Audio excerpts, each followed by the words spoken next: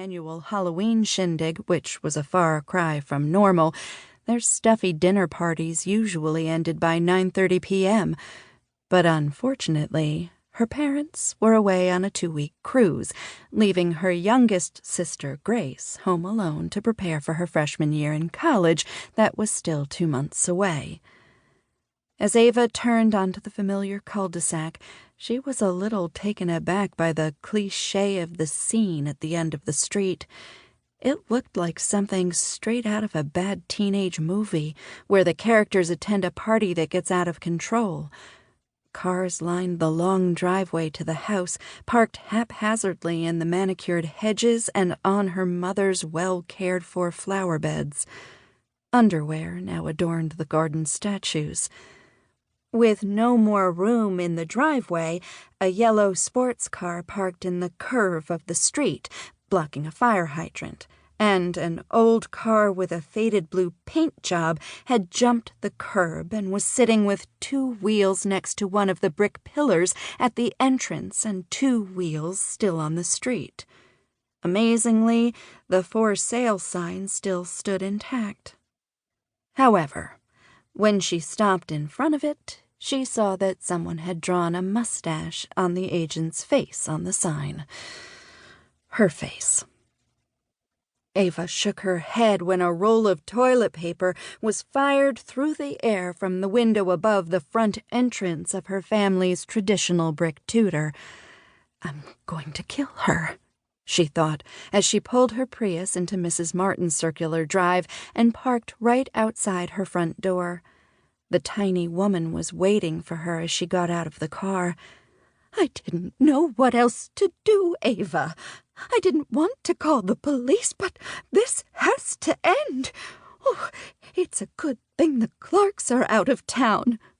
The Clarks were the neighbors that lived on the other side of her parents. Mr. Clark was known for his pristine lawn, immaculate home, beautiful and much younger third wife, and horrible temper. Oh, thank you for calling me, ma'am. I'll take care of it.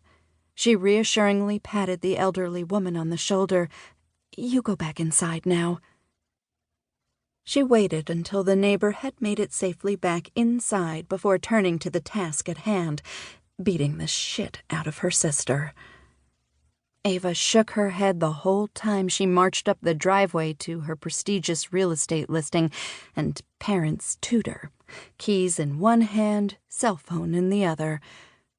Walking into the large foyer of the house, Ava was given a warm, drunken greeting by her little sister's best friend, Jill, who was weaving at the landing of the large cherry staircase that stood at the front entrance. The long-haired girl gripped the banister while she stumbled down the stairs to where Ava was standing. Ava steadied her once she reached the bottom before gently asking, Honey, what is going on here?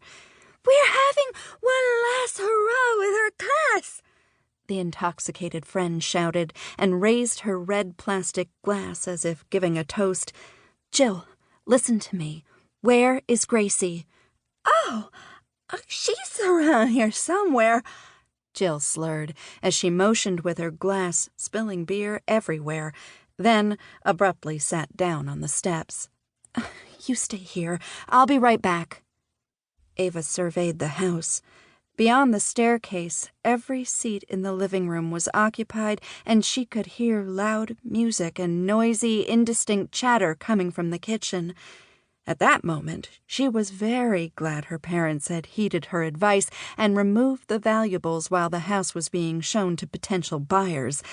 It wasn't going to help the destroyed furnishings that were still there, but at least the blow to Grace's bank account would be lessened. She couldn't believe she was worried about Grace's bank account at a time like this. She was too much like her mother.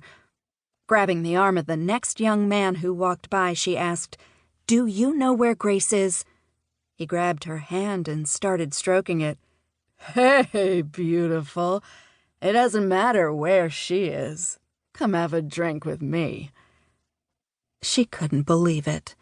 Was the boy, who was obviously not even of legal drinking age, actually hitting on her? She pulled her hand back like it